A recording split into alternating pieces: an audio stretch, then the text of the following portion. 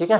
तो this is the concept of EMF generation, EMF electromagnetic field. वो बात अलग है कि जब हम जनरेटर की बात कर रहे होते हैं तो उससे बोलते हैं ईजी, और जब हम मोटर की बात कर रहे होते हैं तो उसे बोलते हैं बैक ईएमएफ। क्या ये बात क्लियर है? ईएमएफ जनरेशन, ठीक है, ईएमएफ जनरेशन जब हम मोटर की बात कर रहे होते हैं तो उसे बोलते हैं बैक ईएमएफ, जब जनरेटर की बात कर रहे हो तो उसे बोलते हैं जनरेटेड ईएमएफ। ठीक है, ओके। तो मोटर एंड जनरेटर, ठीक है, मोटर एंड जनरेटर। अब ए बैक ईएमएफ और AI generated EMF, back EMF और ए जनरेटेड ईएमएफ। तो कहने का मतलब अभी मैं आपके सामने एक फार्मूला डिराइव करने जा रहा हूं, और अगर उस फार्मूले को आपने अच्छे से डेरिवेशन समझ लिया तो वो फार्मूले से रिलेटेड जैसे होता है ना, कई बार इन डेप्थ कॉन्सेप्ट पूछते हैं, तो वो चीज आप बहुत अच्छे से समझ पाओगे। ओके, बहुत ध्यान से सुनना। ईएमएफ जनरेशन मोटर के केस में बोलते हैं बैक ईएमएफ, जनरेटर के केस में बोलते हैं जनरेटेड ईएमएफ। और फिलहाल के लिए चलो ठीक है, पहले डेरिवेशन करते हैं। अब एक बात बताइए आपसे, मान लीजिए यहाँ पे एक आपको बोला गया कि एक मोटर है, ठीक है, एक मोटर है। मोटर में आपके क्या लगे हुए हैं? स्लॉट्स लगे हुए हैं। मोटर में क्या लगे हुए हैं? स्लॉट्स। और बेसिकली हर एक स्लॉट्स में ढेर सारे नंबर ऑफ कंडक्टर्स हैं, यस या नो? ढेर सारे नंबर ऑफ कंडक्टर्स हैं, यस ना? ठीक है, नंबर ऑफ कंडक्टर्स। मैं फिर से बोल रहा हूँ, बहुत ही इंपॉर्टेंट यहाँ से आपकी पूरी एक अच्छी सी अंडरस्टैंडिंग बनने वाली है डीसी मशीन की न्यूमेरिकल पॉइंट ऑफ व्यू से। अभी तो चलो कॉन्सेप्ट वाइज चल रहे थे, अब देखो हम न्यूमेरिकल कितने अच्छे से करते हैं।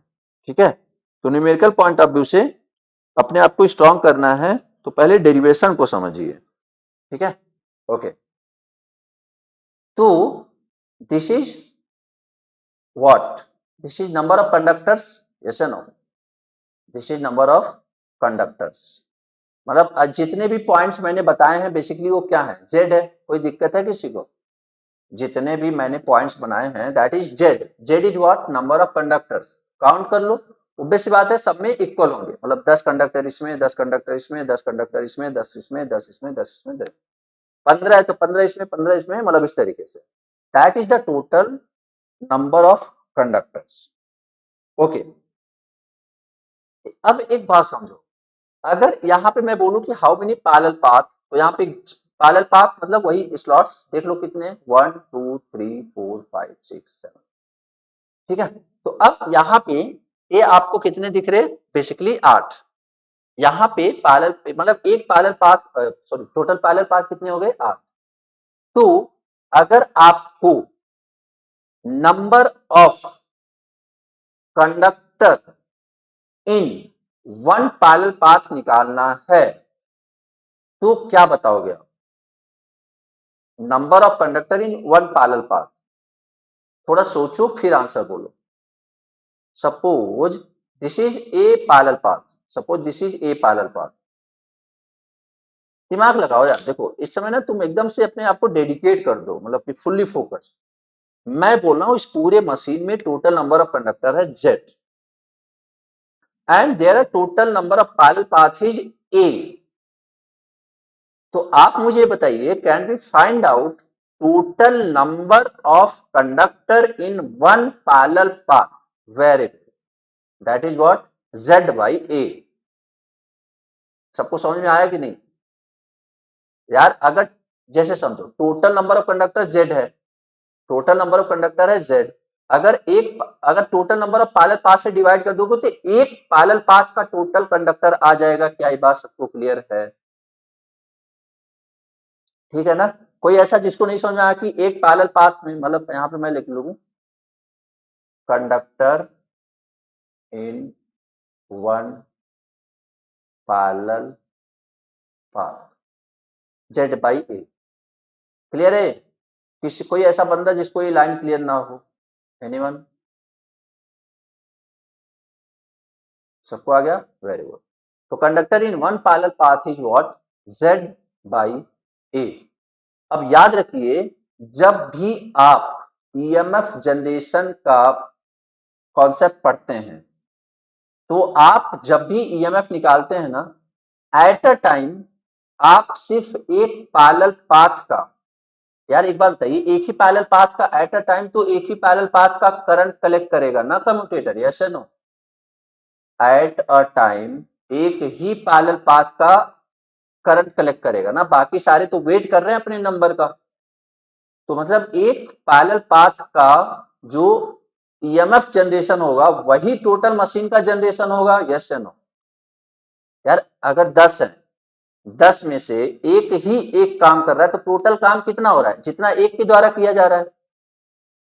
10 लोग हैं, 10 लोगों में से सिर्फ एक बंदा काम कर रहा है, तो टोटल काम कितना होगा जितना एक बंदे के द्वारा किया जा रहा है, यस या नो? तो मैं बोल रहा हूं कि जितने पैरेलल पाथ हैं उसमें से सिर्फ एक पैरेलल पाथ में at a time conduct current आ रहा है या वोल्टेज जनरेट हो रहा है। तो what is the total EMF generated by motor? That is equal to EMF generated by that one parallel path ना, यस या नो?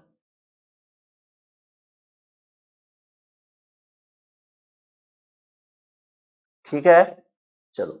तो अगर ये पॉइंट्स, मतलब एक बात याद रखना कि जब भी हम ईएमएफ जनरेशन देखते हैं ना, सिंपली एक पैरेलल पाथ का देखते हैं, कभी भी एट अ टाइम पूरे का नहीं देखते। पूरे का क्यों नहीं देखते? क्योंकि कभी क्या पूरे पे एक साथ ईएमएफ जनरेशन होने की पॉसिबिलिटी है? बोलिए, कभी क्या पूरे कंडक्टर में एक साथ ईएमएफ जनरेशन होने की पॉसिबिलिटी? Answer is no. ठीक है, तो conductor in one parallel path is Z by A. तो अब देखिए, अब अगर मैं एक एक कंडक्टर की बात करता हूं, एक कंडक्टर, एक उठाते हैं, बहुत ध्यान से सुनना यार, मतलब बहुत पोलाइट, मतलब प्यार से समझना, और इतने बहुत इजी समझ में आ जाएगा। एक कंडक्टर उठाते हैं, सिंपली एक कंडक्टर, एक कंडक्टर, ठीक है। अब अगर मैं बोलूं कि एक कंडक्टर एक चक्कर में, एक कंडक्टर एक चक्कर में कितना आपका फ्लक्स जनरेट करेगा, तो बेसिकली यहां पे आया, तो suppose phi is the flux पर pole, suppose phi is the flux पर पोल। तो जब एक कंडक्टर यहां पे आएगा तो कितना फ्लक्स जनरेट करेगा? फाइव। और जब यहां पे आएगा तो अगेन कितना जनरेट करेगा? एक अगेन फाइव। तो मतलब एक चक्कर में इसने टू फाइव किया, यस या no? This is the total flux generated by one conductor. क्या पॉइंट सबको क्लियर है? भाई एक चक्कर में तो दो ही फाइव करेगा ना, समझो। अगर एक कंडक्टर है, एक कंडक्टर, अगर जैसे फ्लक्स पर पोल इज फाइव, फ्लक्स पर पोल इज फाइव, मतलब एक जो पोल है वो कितना फ्लक्स जनरेट कर रहा है? फाइव। तो एक कंडक्टर जब इसे लिंक करेगा तो वो कितना फ्लक्स, मतलब कितना बेसिकली फ्लक्स हो रहा है? That is five. अब यहां से एक बार गया तो फ्लक्स फाइव हो गया। जब ये कंडक्टर घूमते घूमते यहां पे आ गया तो अगेन फाइव हुआ। तो बेसिकली एक चक्कर में एक कंडक्टर कितना फ्लक्स से लिंक हो रहा है? टू फाइव, जैसे नो? ठीक है। अगर मैं ये बोलूं कि यार दो दो मैंने पोल और लगा दिए, तो अब बताइए कितना फ्लक्स हुआ? फोर फाइव, यस या नो? एक कंडक्टर की बात कर रहा हूं मैं, एक कंडक्टर की बात कर रहा हूं अभी। तो अगर मैं बोलूं कि पी पोल की मशीन है, अगर मैं बोलूं कि पी पोल की मशीन है, तो what is the total flux linked by one conductor? Anyone? अगर मैं बोलूं कि there is a P pole machine, what is the total flux linked by one conductor? Very good, P into phi. Very good. क्या हो जाएगा? P into phi. अरे simple है ना, दो पोल के लिए टू फाइव, चार पोल के लिए चार फाइव, आठ पोल के लिए आठ फाइव, यस या नो? क्लियर है सबको? दो पोल के लिए टू फाइव, चार पोल के लिए चार फाइव, तो पी पोल के लिए पी फाइव। तो this is the flux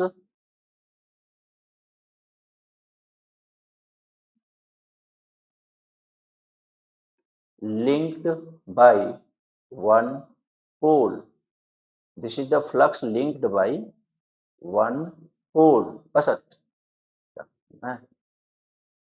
P pole, P pole motor, flux linked by P pole motor with one conductor. Clear है ये बात?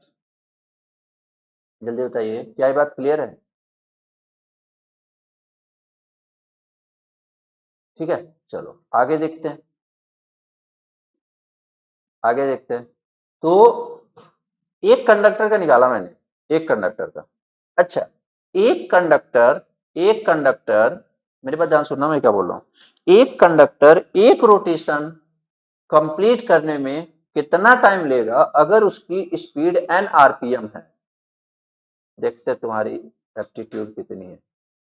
एक मोटर है, एन आरपीएम से रोटेट कर रहा है, तो आप मुझे बताओ एक चक्कर लगाने में कितना समय लगेगा? एक मोटर है, एन आरपीएम से रोटेट कर रहा है, एक चक्कर लगाने में, एक रिवॉल्यूशन लगाने में लिया गया समय, time taken to complete one revolution, time taken to complete one revolution, time taken to complete one revolution in in second, मतलब इन सेकेंड, टाइम टेकन। देखो यार, टाइम की जब भी बात करेंगे सेकेंड में बताएंगे, बोलो।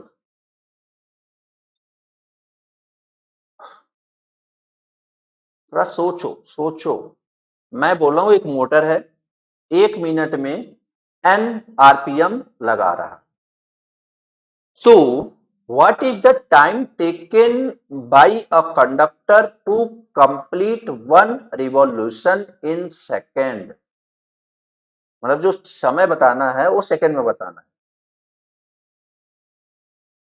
क्वेश्चन सबको समझ में आ रहा है मैं क्या पूछ रहा हूं? क्वेश्चन सबको समझ में आ रहा है?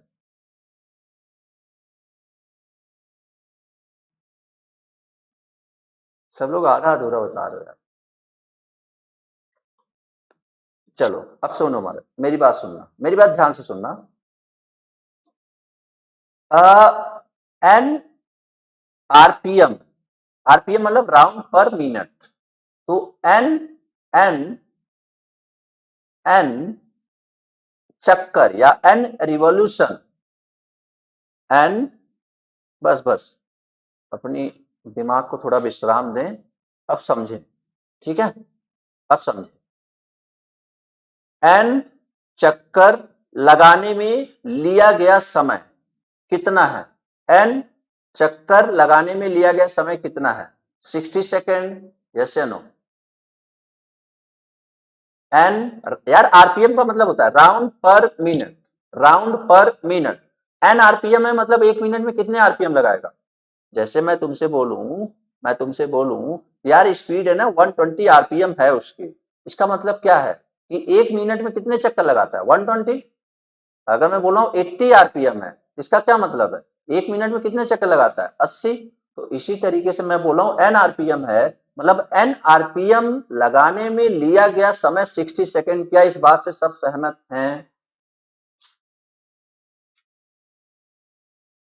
ठीक है, चलो।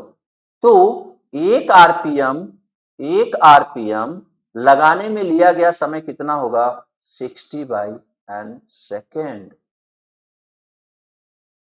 अगर एन आरपीएम लगाने में लिया गया समय 60 सेकेंड है, तो एक आरपीएम लगा, सॉरी एक रिवॉल्यूशन, सॉरी एक एन रिवॉल्यूशन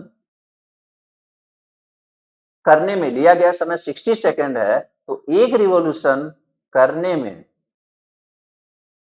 लिया गया समय कितना होगा? 60 बाई एन सेकेंड। अगर ये बात सबको समझ में आ गई हो तो मैं आगे प्रोसीड करूं। एक रेवोल्यूशन में लिया गया समय 60 by N second.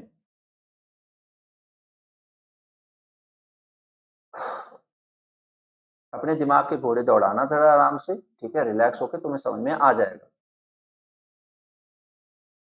N revolution 60 second, तो एक रिवोल्यूशन में लिया गया टाइम कितना होगा? 60 by N second, as simple as that.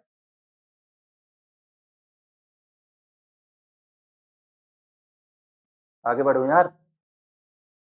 This is time, basically this is time, ठीक है। ओके, अब हमने फ्लक्स निकाल लिया, हमने टाइम निकाल लिया, हमने फ्लक्स निकाल लिया, हमने टाइम निकाल लिया। तो अब हम निकालते EMF generated by a conductor in one revolution. मेरी बात ध्यान से सुनना, मैं क्या क्या बोल रहा हूं। EMF generated by a conductor in one revolution. तो बताइए, अगर ईएमएफ की बात करें तो बेसिकली होता क्या है, D phi by D T, जैसे नो, जितना तेजी से फ्लक्स कटिंग करेगा उतना तेजी से उतना ज्यादा ईएमएफ जनरेट करेगा, तो D phi by D T. और अगर अभी आपने क्या देखा, D phi equal to what is D phi, what is D phi, एक कंडक्टर के द्वारा कितना फ्लक्स लिंक किया गया था, पी फाइव, कितना, पी फाइव, ठीक है, कितना, पी फाइव। और what is the time taken to complete one revolution, 60 by N, yes या नो। एक रिवॉल्यूशन करने में लिया गया समय 60 बाई एन, तो D phi equal to P phi. And तो यहां पे basically EMF generated by a conductor in one revolution is P N phi divide by 60। क्या ये बात सबको क्लियर है? पहले मुझे यहां तक बता दो। EMF generated by a conductor in one revolution is d phi by dt, d phi is p phi and dt is 60 by n। क्या ये बात यहां तक क्लियर है? आगे बढ़े। Okay, thank you. देखो, क्या हमें ईएमएफ एक कंडक्टर का निकालना था या एक पैरेलल पाथ का निकालना था? जो कंप्लीट डीसी मशीन का ईएमएफ जनरेशन होता है, ओके ओके ओके, देखो, EMF generation, EMF generated EMF D phi by D T होता है दिलप्रीत, ये आपको पता है, length sorry Faraday's law, and D phi by D T. यहाँ पे नंबर ऑफ टर्न्स नहीं है, तो simply D phi by D T की बात करते हैं। तो अभी हमने क्या बताया, डी फाइव की वैल्यू कितनी बताई थी, पी फाइव। ये बात क्लियर थी उस समय, मतलब एक कंडक्टर के द्वारा D phi equal to P phi, ठीक है, मतलब जितने नंबर ऑफ पोल्स होंगे उतना, तो basically D phi equal to P phi. और ए डी टी, एक रिवॉल्यूशन लगाने में लिया गया समय 60 बाई एन सेकेंड, एक रिवॉल्यूशन लगाने में लिया गया समय 60 बाई एन सेकेंड। यहाँ पे D T equal to 60 by N, D T equal to 60 by N, तो ए एन ऊपर ले गए तो P N phi upon 60। Clear है दिलप्रीत?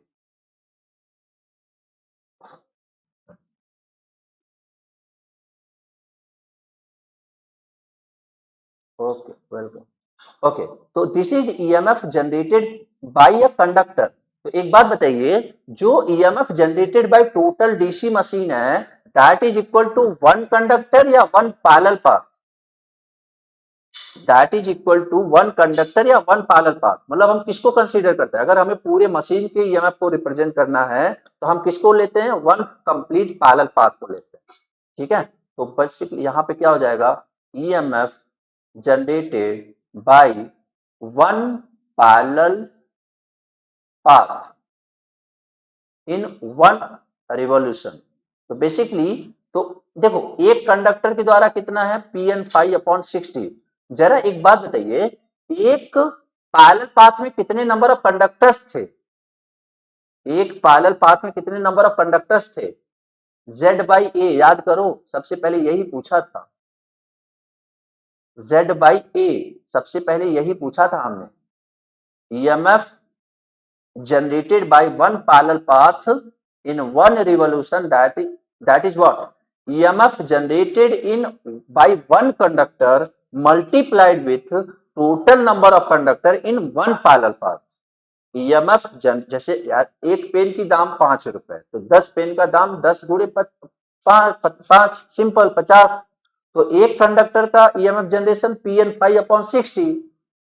तो एक पैरेलल पाथ में कितने नंबर ऑफ कंडक्टर्स हैं, that is Z by A, तो P N phi upon 60 into Z by A, this is your complete formula of generated EMF, that is Zn phi upon 60 into P by A.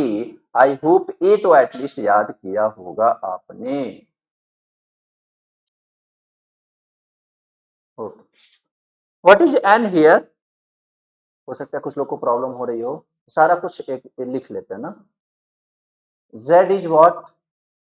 Number of total conductor. What is N? Speed in RPM. What is phi? Flux per pole. What is P? Number of poles. What is A? Number of, sorry, हाँ ठीक है, number of parallel paths.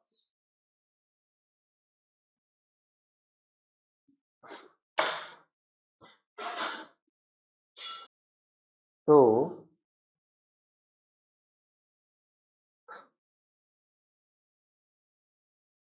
This is motor, this is generator. यहां भी back EMF का formula क्या हो जाएगा? Zn phi upon 60 into P by ए. और यहाँ पे जनरेटेड ईएमएफ का भी फॉर्मूला क्या हो जाएगा? Zn phi upon 60 into P by A. Clear?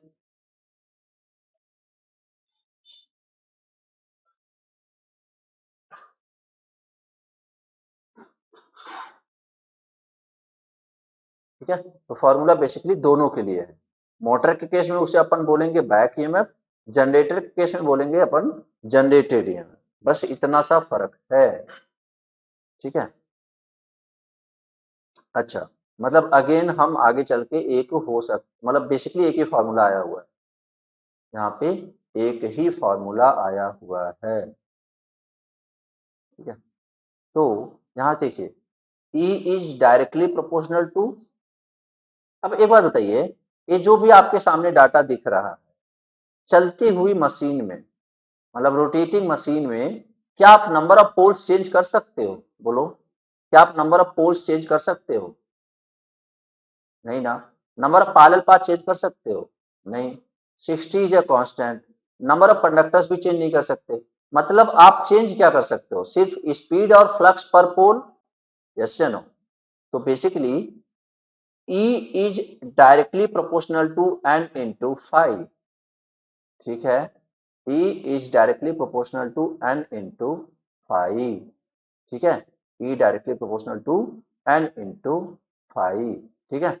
अब यहाँ पे एक बात समझिए, इसका मतलब क्या हुआ कि जनरेटेड ईएमएफ जितना ज्यादा स्पीड होएगा या जितना ज्यादा फ्लक्स पर पोल होएगा उतना ज्यादा ईएमएफ का जनरेशन होएगा. तो मतलब क्या हुआ कि जैसे देखिए यहाँ पे हम क्या बोल सकते हैं कि ऐसे आप डिफरेंट डिफरेंट क्वेश्चंस आएंगे आपके पास, जैसे E1 upon E2 is equal to N1 phi1 upon N2 phi2. ठीक है, या फिर कभी कभी आपको ऐसे दिख जाएगा कि क्या, कि फ्लक्स इज कांस्टेंट.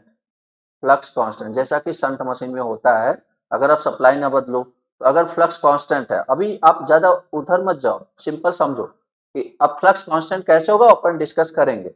अगर फ्लक्स कांस्टेंट है तो क्या लिखेंगे? E1 upon E2 is equal to N1 upon N2. As simple as that.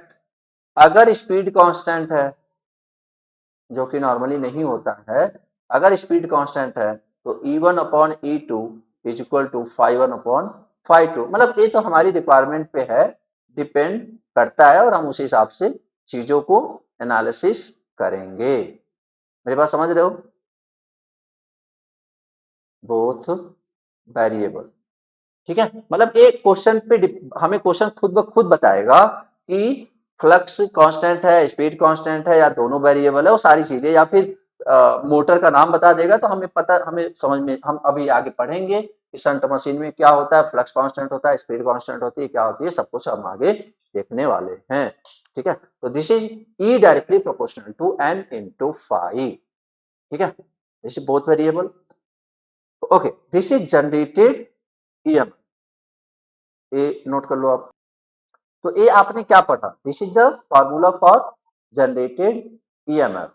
This is the formula, मतलब हमने क्या पढ़ा, E is equal to Z N phi upon 60 into P by A. तो अगर मैं सारे कांस्टेंट टर्म को एक तरफ लूं तो क्या हो जाएगा, क्या क्या कांस्टेंट टर्म है, P Z, P z upon flux constant का थर्ड वाला नहीं होगा सर, फ्लक्स कांस्टेंट का थर्ड वाला नहीं होगा सर। मतलब स्पीड कांस्टेंट ना, स्पीड कांस्टेंट देखो, जो कांस्टेंट है इसका मतलब वो कैंसिल आउट हो जाता है ना। जैसे फ्लक्स कांस्टेंट है मतलब flux cancel out, speed constant है मतलब स्पीड कैंसिल आउट।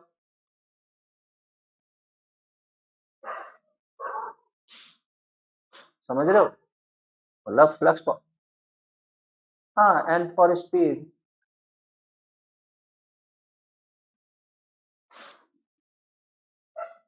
देखो फ्लक्स कांस्टेंट है,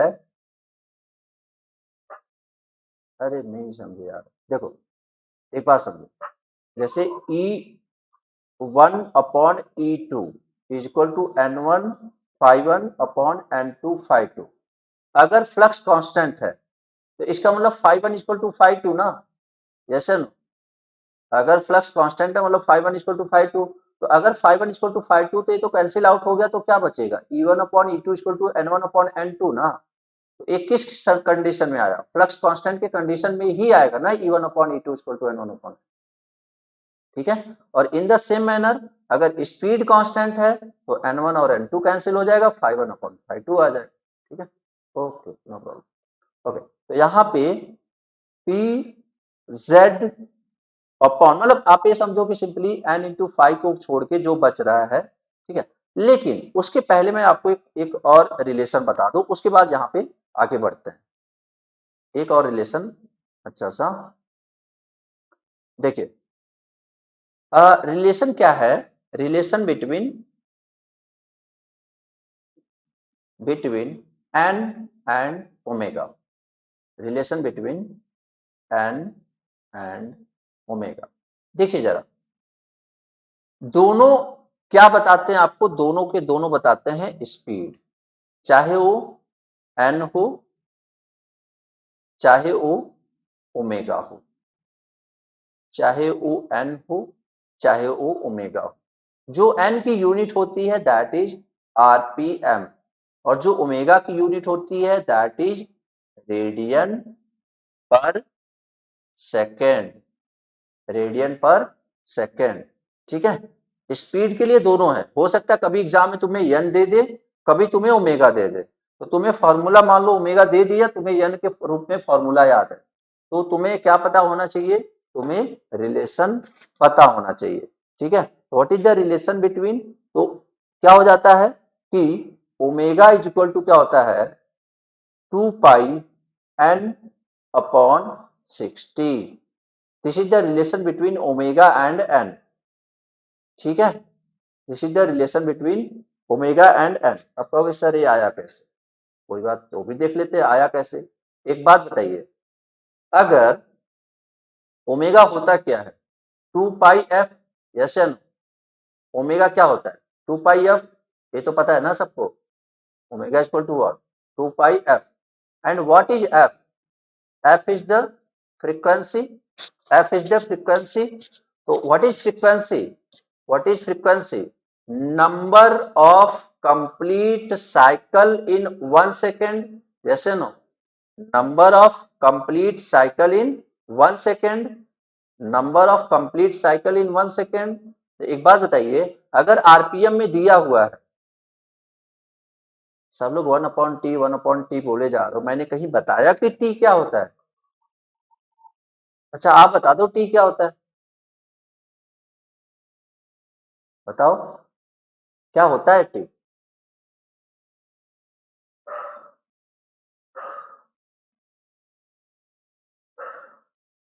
किसका time,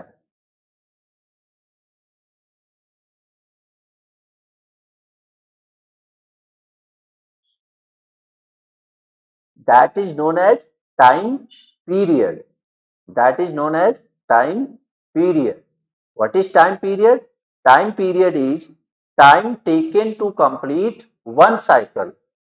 And what is frequency? Frequency is the number of cycles which is number of cycles completed in 1 second. This is the frequency. ठीक है, clear है मेरी बात?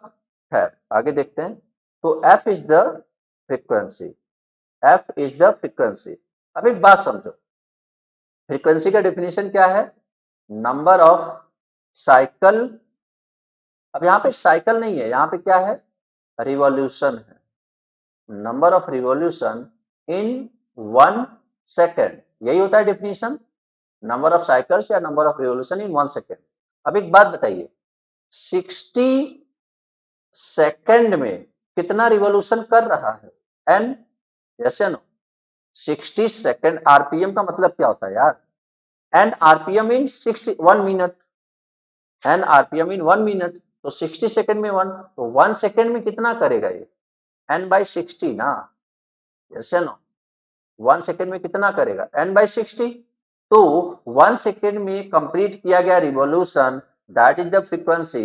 यहाँ पे क्या हो जाएगा? एफ की जगह N by 60. And this is the relation जो हमने यहाँ पे लिखा हुआ है. This is the relation, this is the proof. किसी को कोई कष्ट हो तो बता दो.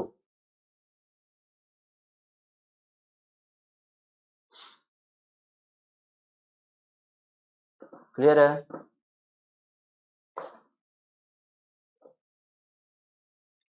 तो omega equal to 2 pi N upon 60. याद रखना, जितना अच्छा ये पोर्शन तुम समझोगे ना, उतने ही आसान तुम्हें न्यूमेरिकल लगने वाले हैं. मैं पहले ही बता दूं आपको. लोगों को लगता है कि न्यूमेरिकल सिर्फ रटते हैं, फॉर्मेट रटते हैं. ऐसा कुछ नहीं है. ठीक है? तो omega equal to 2 pi N upon 60. तो 60 2 pi N upon 60, that is the relation between omega and N. ठीक है? Omega and N. अब हम आते हैं अपने यहाँ पे मुद्दे पे कि हमने क्या बोला कि E की वैल्यू क्या थी? Z and phi upon 60 into P by A. तो this is the EMF in the terms of in the terms of RPM. मतलब जब स्पीड किस में हो? आरपीएम में. अगर स्पीड किस में हो? ओमेगा, रेडियन पर सेकेंड में हो. तो क्या फॉर्मूला लगाओगे आप? बोलो. अगर आपका स्पीड रेडियन पर सेकेंड में दिया हो तो क्या फॉर्मूला लगा सकते हो? नहीं. क्या करना पड़ेगा? आपको इसका यूज करना पड़ेगा. Omega equal to 2 pi N upon 60. और एन की वैल्यू क्या रखोगे आप? एन की वैल्यू क्या रखोगे? Omega into 60 divide by 2 pi. Clear है सबको मेरी बात? तो इस वैल्यू को हम यहाँ पे रखते हैं. इस वैल्यू को हम यहाँ पे रखते हैं. तो E की वैल्यू क्या हो जाएगी? Z इंटू एन की value omega into 60 divide by 2 pi into 5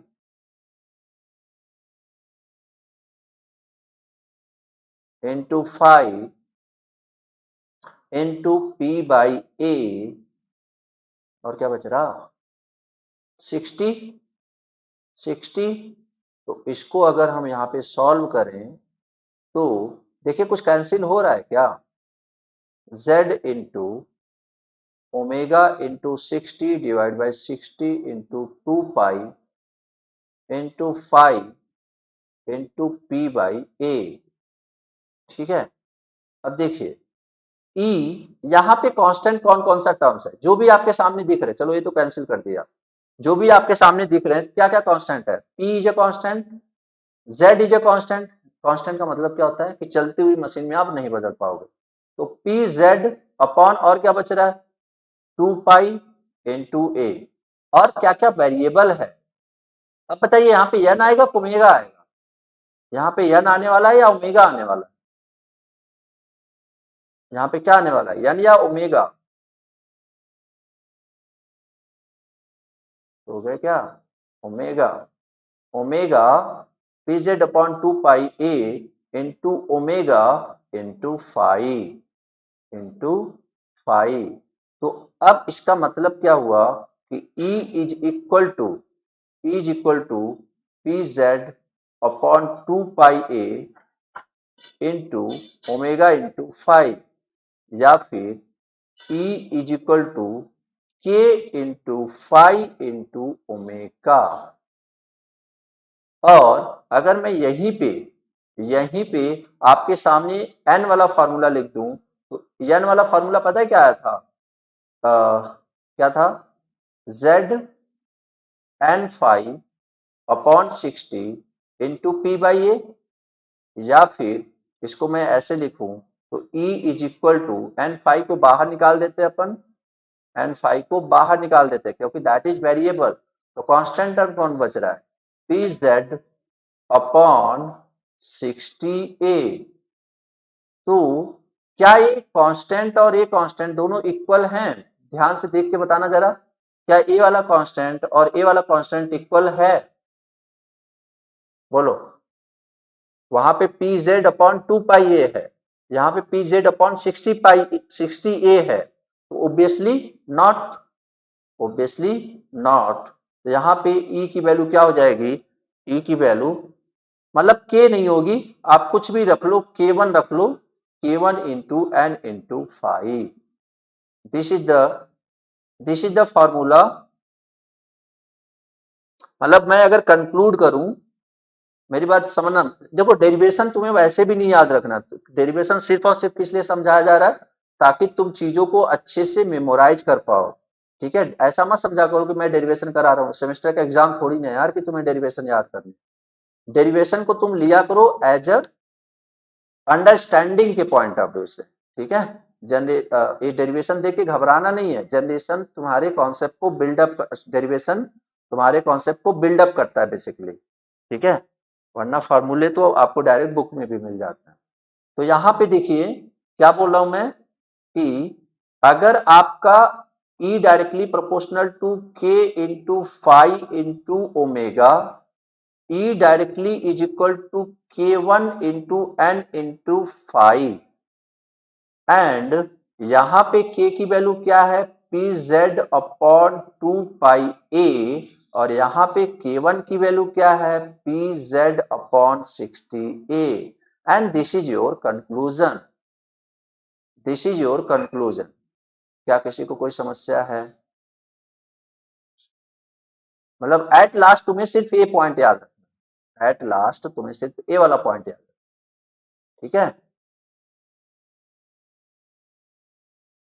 E equal to K phi, मतलब ये दोनों E सेम फॉर्मूले हैं, but K phi omega, this is K1 into N into phi. और आप यहाँ पे चीजों को, सारी चीजों को एनालिसिस यहाँ पे देख सकते हो बेसिकली, मतलब हर एक पार्ट का आपके सामने डेरिवेशन